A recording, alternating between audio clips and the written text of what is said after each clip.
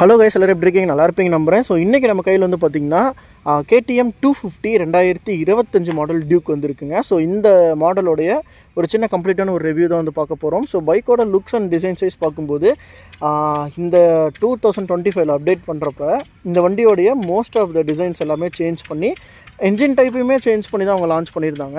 So அப்படி பார்க்கும்போது இந்த ஒரு மாடல் 250 பொறுத்த வரைக்கும் இது ஒரு புது ஒரு டிசைன். 390 அண்ட் 250 ரெண்டுக்குமே வந்து பார்த்திங்கன்னா ஒரு புது ஃபேஸ் லிஃப்ட் வந்து கொடுத்துருந்தாங்க. ஸோ அந்த டைம் 2024 டைமில் வந்து கொடுத்துருந்தாங்க இல்லையா? ஸோ அதுக்கப்புறம் அந்த ரேஞ்ச் முடிச்சது 25ல் ஒரு அப்டேட், இப்போ 26ல் இந்த ஒரு கலர் அப்டேட்ஸோட இந்த மாடல் வந்து வந்திருக்குங்க. ஸோ இதோட லுக்ஸ் அண்ட் டிசைன்ஸ் எல்லாத்தையும் வந்து பார்க்கும்போது ஸோ ரொம்பவே ஒரு நல்ல அட்ராக்டிவான ஒரு டிசைன்ஸ் வந்து கொடுத்துருக்காங்க. பைக்கோட பர்ஃபார்மன்ஸ் அண்ட் ஓரியன்டாக பார்க்கும்போதெல்லாம் அதெல்லாமே ஒரு பக்காவாக இருந்தாலும் நிறையா விஷயங்கள் இந்த வண்டியை கன்சிடர் பண்ணுறதுக்குமான ஆப்ஷன்ஸுமே இருக்குது. ஸோ என்னென்ன விஷயங்கள், நான் ஒரு 2026 ஒரு பைக் வாங்கணுன்னா இந்த 250 நான் கன்சிடர் பண்ணலாமா வேணாமா அப்படிங்கிற எல்லா விஷயத்தையுமே இந்த விட நீங்கள் ஃபுல் அண்ட் ஃபுல் பார்க்கலாம். ஸோ வீடியோவை கம்ப்ளீட்டாக பாருங்கள், உங்களுக்கு ஒரு ஐடியா வந்து கிடைக்கும். அண்ட் இந்த ஒரு 2026 இதில் என்னென்ன புது சேஞ்சஸ் பண்ணியிருக்காங்க அப்படிங்கிறதையுமே நான் வந்து ஒன்று ஒன்றா சொல்கிறேன். ஸோ ஃபஸ்ட்டு இந்த வண்டியோடைய லுக்ஸ்ன்னு பார்க்கும்போது பெரிய லுக் டிசைன்ஸ் இல்லைனாலும் கலர் ஆப்ஷன்ஸில் புதுசாக 2 கலர்ஸ் வந்து இன்ட்ரடியூஸ் பண்ணியிருக்காங்க. நீங்கள் பார்த்துட்ருக்க இந்த சில்வர் அண்ட் இன்னொரு ஒரு பியூர் பிளாக். ஸோ இது ரெண்டுலேயுமே ஒரு அட்வான்டேஜ் என்னென்னா, உங்களுக்கு அந்த ஆரஞ்சு கலர் அப்படிங்கிறது இங்கே எங்கேயுமே டச் ஆகிருக்காது. ஜஸ்ட் ஒரு ஸ்டிக்கரிங் ஒரே ஒரு இடத்துல, அதுவும் நீங்கள் எங்கேன்னு பார்த்தீங்கன்னா ஸோ இந்த இடத்துல அந்த டியூக் அப்படிங்கிற அந்த ஒரு ஸ்டிக்கரிங் அந்த எண்டு மட்டும்தான் உங்களுக்கு வந்து ஆரஞ்சில் வந்திருக்கும். மற்றபடி எங்கேயுமே இதில் வந்து ஆரஞ்சு ஒரு ஸ்டிக்கரிங் டச் கூட நீங்கள் பார்த்துருக்க மாட்டீங்க. ஏன்னா அந்தளவுக்கு ஃபுல் அண்ட் ஃபுல் ஒரு பியூரான ஒரு சில்வர் அண்ட் பிளாக்லேயுமே சேம் டியூக்குங்கிற இடத்துல மட்டும்தான் வந்து உங்களுக்கு வந்துட்டு ஆரஞ்சு வரும். மற்ற எல்லா இடங்கள்லையுமே உங்களுக்கு வந்து பார்த்திங்கன்னா சில்வர் தான் வரும். ஸோ ஈவன் அந்த வீல்ஸ், அலாய்ஸ், அந்த டிசைன்ஸில் கூட உங்களுக்கு அந்த ஆரஞ்சு கலர் பேட்டர்ன்ஸ் வந்து இந்த மாடலில் வராது. ட்ரில்லிஸ் ஃப்ரேம் டைப்பே கம்ப்ளீட்டாக சேஞ்ச் பண்ணியிருப்பாங்க. ஒரு ஸ்கெலிட்டல் ஃப்ரேம் டைப் வந்து இந்த மாடலில் கொடுத்துருப்பாங்க. அது வந்து இன்னுமே இந்த வண்டிக்கு ஒரு ஸ்டெபிலிட்டியை கொடுத்துருக்கும். ரைடிங் கம்ஃபர்ட், அந்த ஒரு ஸ்டெடியான ரைடிங் கம்ஃபர்ட், ஆன் ரோட்டில் நீங்கள் நல்லா கம்ஃபர்டபுளாக ஒரு ஹைவே க்ரூசிங் எல்லாத்தையுமே ரொம்ப பக்காவாக பண்ணுற மாதிரியான ஒரு ஃப்ரேம் டிசைன். இது வந்து அந்த பழைய டியூக் 200 அந்த ஃப்ரேமுக்கும் இதுக்கும் ஒரு கம்ப்ளீட் சேஞ்ச்.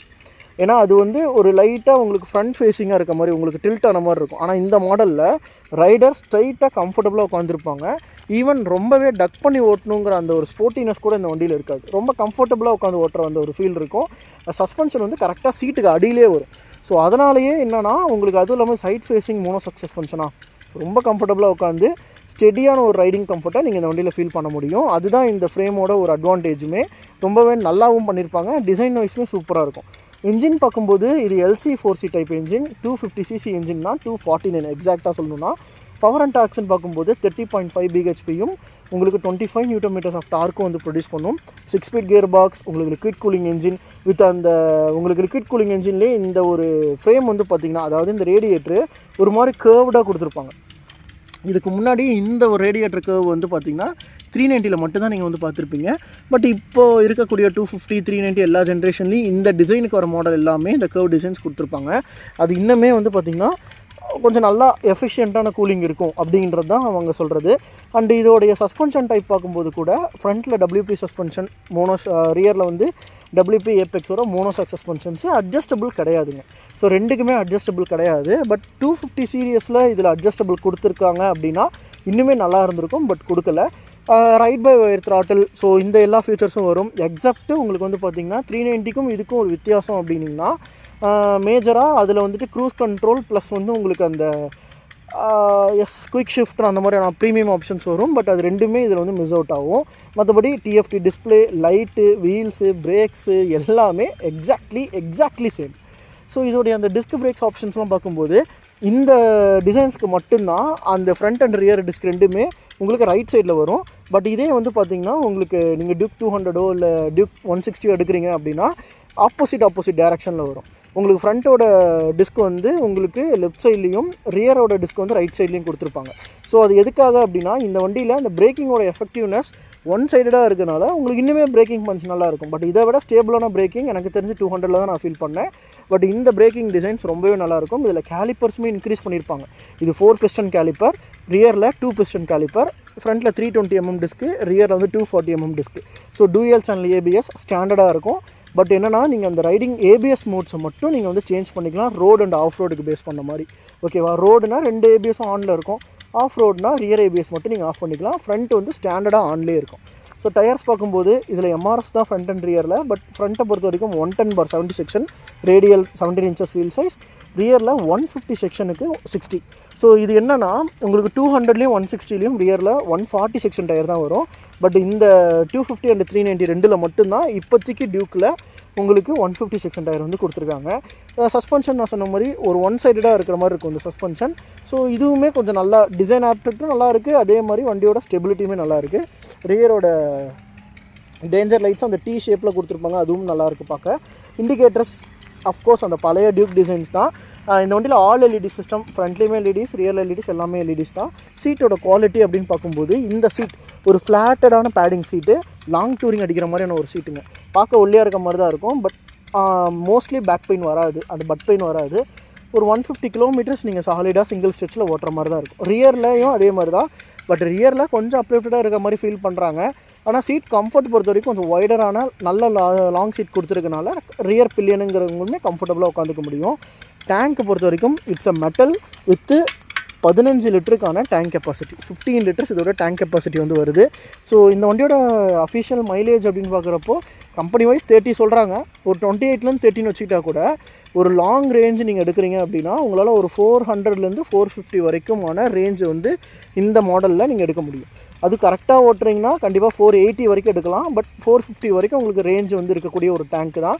ஒரு ஃபுல் டேங்க் பண்ணிங்கன்னா அது ட்ரை ஆகிற வரைக்கும் உங்களால் ஒரு 400லேருந்து 450 கிலோமீட்டர் ரேஞ்ச் எடுக்க முடியும். ஸோ இது ஒரு லாங் ரைடு அப்படின்னு பண்ணும்போது உங்களுக்கு இது ஒரு பெஸ்ட் ஆப்ஷனாக இருக்குது. சைட் ஃபேரிங்ஸ் எல்லாம் பார்க்கும்போதுமே கூட நீங்கள் வண்டியில் ஒன்ஸ் ஏறி உட்காந்துட்டிங்கன்னா கம்ப்ளீட்டாக அப்படியே ஃபிட் ஆகிடுறீங்க வண்டியிலேயே. ஸோ நல்லா சென்டரில் உட்காந்து வண்டிக்கு உள்ளார நீங்கள் உட்காந்துருக்க ஒரு ஃபீல் வந்து இந்த வண்டியில் கொடுக்கும். ஸோ அதுதான் நான் சொல்கிறது, இந்த வண்டியோட riding comfort is way better then Duke 200.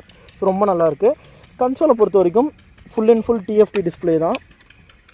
So ready to race அப்படின்றது வரும் உங்களுக்கு. இது வந்து 250, 390, 160 டியூக்கு, 200 டியூக் எல்லாத்துலேயுமே சேமான அனிமேஷன் இருக்க மாதிரியான டிஸ்பிளேஸ் தான் வருது. சேம் ப்ரொசீஜர்ஸ் அண்ட் ஃபியூச்சர்ஸ் முதற்கொண்டு எல்லாமே உங்களுக்கு சேம் தான். Riding modes, ABS modes, cut off பண்ணுறது, டிஸ்டன்ஸு, குயிக் செலக்டர் ஆப்ஷன் எல்லாமே, ப்ளூடூத் பேரிங், நேவிகேஷன்ஸ் எல்லாமே உங்களுக்கு எக்ஸாக்ட்லி சேம். ஹசார்ட் லைட்கான சுவிட்ச் கொடுத்துருப்பாங்க. அனிமேஷன்ஸ் எல்லாமே வந்து பார்த்திங்கன்னா உங்களுக்கு சேம் அதே மாதிரி தான் இருக்கும். அண்ட் இங்கே வந்து பார்த்திங்கன்னா பாஸ் சுவிட்ச், ஹைபீம்கான அந்த ஒரு சுவிட்ச் கொடுத்துருக்காங்க. ஜாய்ஸ்டிக் கண்ட்ரோல் மாதிரி கொடுத்துருப்பாங்க. சுவிட்ச் குவாலிட்டி நல்லா தான் இருக்கும். லெஃப்ட் இண்டிகேட்டர், ரைட் இண்டிகேட்டருக்கான சுவிட்ச், ஹாரன் டீசெண்டாக கொடுத்துருக்காங்க. இங்கே என்னென்னா ரைட் சைடில் இந்த மாடலுக்கும் 250 அண்ட் 390 ரெண்டுக்குமே வந்து பார்த்திங்கன்னா அட்வான்ஸ்லையும் சரி இந்த டைப்பான நியூ கன்சோல் அந்த ஒரு new type of engine cut off system கொடுத்துருப்பாங்க. அது பார்க்கவும் நல்லாயிருக்கும், யூஸபிலிட்டியுமே நல்லா தான் இருக்குது. ஸ்டார்ட் பண்ணி பார்த்துருவோமா? சார் ரைட் பை த்ராட்டிலுங்க, சென்சார் பேஸில் ஒர்க் ஆகும், நல்லாயிருக்கும். நல்லா இனிஷியல் பஞ்ச் வந்து சூப்பராக இருக்கும். ஸோ இந்த அண்டர்பெல்லி எக்ஸாஸ்டோட சவுண்டு வந்து உங்களுக்கு டியூக் 200 காட்டியும் கொஞ்சம் மினிமலிஸ்டிக்காகவும் அந்த சவுண்டோட க்ரன்ச் கொஞ்சம் நல்லாயிருக்கும், பீட் நல்லாயிருக்கும். எப்படி இருக்குது? காமான ஒரு என்ஜின், ரொம்ப லோடு எடுக்காமல் நல்லா சைலண்ட்டாகவே இருக்கும். ரன்னிங்கில் மட்டும் வைப்ரேஷன்ஸ் லைட்டாக இருக்கும்.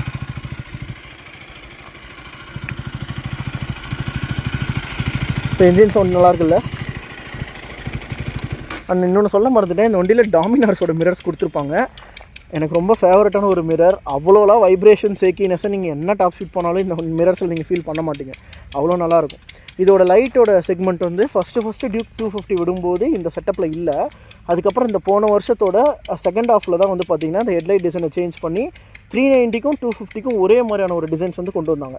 அது என்னை பொறுத்த வரைக்கும் ஒரு பெரிய positive point. So design wise நல்லாயிருக்கும், எல்இடியோட ஆஸ்பெக்ட்ஸும் நல்லாயிருக்கும். ஆக்சுவலாக எல்இடியை இதில் கொடுக்காம தனியாக வெளியில் கொடுத்துருப்பாங்க. அது இப்போ எரிஞ்சிட்டே தான் இருக்குது. உங்களுக்கு நல்லா நடு பகலுங்கனால உங்களுக்கு தெரியல, நல்லாயிருக்கு பார்க்கும்போதும் சரி, அதோட விஷனபிளும் சரி, நைட்டோட விஷனுமே கொஞ்சம் நல்லா தான் இருக்குது. ஸோ வண்டி வந்து கொஞ்சம் ஃபேட்டராக இருக்க மாதிரி இருக்கும். இந்த மாடல் பார்க்கும்போது ஃபேட்டர் மீன்ஸ் கொஞ்சம் குண்டான வண்டி, சின்னதாக இருக்க மாதிரி நல்லாயிருக்கும். Seat height 800 mm. ஆனால் ஒரு 5'6", 5'7" இருக்கவங்க கூட இந்த வண்டி ஈஸியாக ஹேண்டில் பண்ணலாம்.